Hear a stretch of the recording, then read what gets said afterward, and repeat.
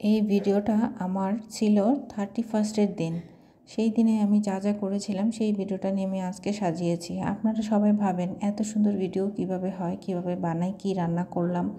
তো আসলে সবাই সব রকমের ভিডিও বানাচ্ছে। আমার সেদিন আসলে যা হয়েছিল আমি সেই কথাগুলোই আপনাদের সাথে শেয়ার করতে চাই। বাট আশা করি আপনারা সম্পূর্ণ ভিডিওটির সাথে থাকবেন। এখানে দেখতে পাচ্ছেন পাতি হাঁস। এই পাতি হাঁসগুলি আসলে বাজার থেকে মাত্র আনা হয়েছে 31st দিন। আসলে সেই দিন চাই নাই যে বাইরে গিয়ে খাওয়া দাওয়া করবো, বাট আমার মেয়ের শরীর ভালো ছিল না, সো আমি চাইছি যে ঘরেই রান্নাবান্না করি। তো নিয়ে আসছে একেবারেই 4টা আস্ত হাঁস, যেগুলি আসলে বাজার থেকে একদম পরিষ্কার করে আনা হয় নাই, শুধু ঘরে জবাই করে এভাবে কেটে নেওয়া হয়েছে। আর সম্পূর্ণ পরিষ্কার করে আমি এভাবে কেটে নিয়েছিলাম। 4টা হাঁস আসলে পরিষ্কার করতে করতে কতটা পরিশ্রম হয়েছে, আবার সেই সাথে ভিডিওগুলো আমি মেক করেছি। আবার আমার বাচ্চারও শরীর ভালো ছিল না, বাট ওকে ব্লাড দিতে হয়েছিল। আবার সেই দিন হচ্ছে ওর ভীষণ জ্বর ছিল। আবার আর এই যে রান্নাবান্নাগুলো আপনারা দেখতে পাচ্ছেন বন্ধুরা, এই রান্নাগুলো হচ্ছে আমি সন্ধ্যার পরে, আসলে সন্ধ্যার সময় এই হাঁসগুলি নিয়ে আসছিল, যেহেতু দুপুরেও রান্নাবান্না করা ছিল। তারপর হচ্ছে আবার সন্ধ্যায় এরকম হাঁস খাবে বলছিল বড় ভাসুরে। তো আমরা যেহেতু জয়েন্ট ফ্যামিলিতে থাকি, তো চেষ্টা করি সবসময় সবার কথা রাখার জন্য। যেহেতু বাড়িতে কেউই এমন একটা ছিল না লোকজন, তো সবাই বেড়াতে গিয়েছে, বাট আমি আর আমার শাশুড়ি মা এই মুহূর্তে ছিলাম। তো শাশুড়ি মাকে আর কষ্ট দিতে চাই নাই। আমি যতটুকু পেরেছি এইভাবে হাঁসগুলি ছিলে পরিষ্কার করে নিয়েছিলাম, বাট অনেক দ্রুত তাড়াতাড়ি আমি করেছি। বাট এগুলি করতে গিয়ে আমার একেবারে দুই হাতের অবস্থা খুবই খারাপ হয়ে গিয়েছিল, কারণ এগুলি খুবই শক্ত থাকে। যারা এগুলো পরিষ্কার করেন তারা কিন্তু জানতে পারেন যে এগুলো পরিষ্কার করতে কতটা কষ্ট হয়। আর বন্ধুরা, আপনাদের জন্য এই ভিডিওগুলো আমি বানিয়েছি। আর যদি আমার এই কথাগুলি শুনে আপনাদের ভিডিও ভালো লেগে থাকে, বিন্দু পরিমাণ মায়া লেগে থাকে, তাহলে জানি না আপনাদের এই আপুর জন্য কার কতটুকু মায়া লেগেছে, কার কতটুকু ভালোবাসা লাগছে এই আপুটার জন্য। তো যদি ভিডিওটা ভালো লেগে থাকে অবশ্যই সবাই একটু হলেও শেয়ার করে দেবেন। যারা ফেসবুক, ইউটিউব থেকে দেখছেন তারা সবাই আমার ভিডিওগুলো কন্টিনিউ দেখবেন, তাহলে আপনারা প্রতিনিয়ত সব তথ্য জানতে পারবেন কিভাবে আমি কি করছি। এবং বিভিন্ন রান্নার ব্লগিং ভিডিও আমি নিয়ে আসি, বিভিন্ন রকমের ব্লগিং ভিডিও থাকে, কুকিং ভিডিও থাকে। তো সব ভিডিওর জন্যই আমি আপনাদেরকে আমন্ত্রণ জানাবো, যারা যেখান থেকে দেখছেন। আর তেমন একটা ঘরে কিন্তু রান্না করার জন্য মশলাও ছিল না, এই মশলাগুলিও কিন্তু করতে অনেকটা সময় লেগেছে। আর আমি হাঁসের মধ্যে সবসময় এরকম কলিজা বা মুরগির কলিজা বেশিরভাগই সেদ্ধ করে দিই। সেদ্ধ করে দিলে আসলে যখন আপনারা হাঁস, মুরগি বা যা কিছুই রান্না করেন না কেন, কলিজাগুলি এভাবে সেদ্ধ করে দিলে কালারটা খুবই সুন্দর আসে।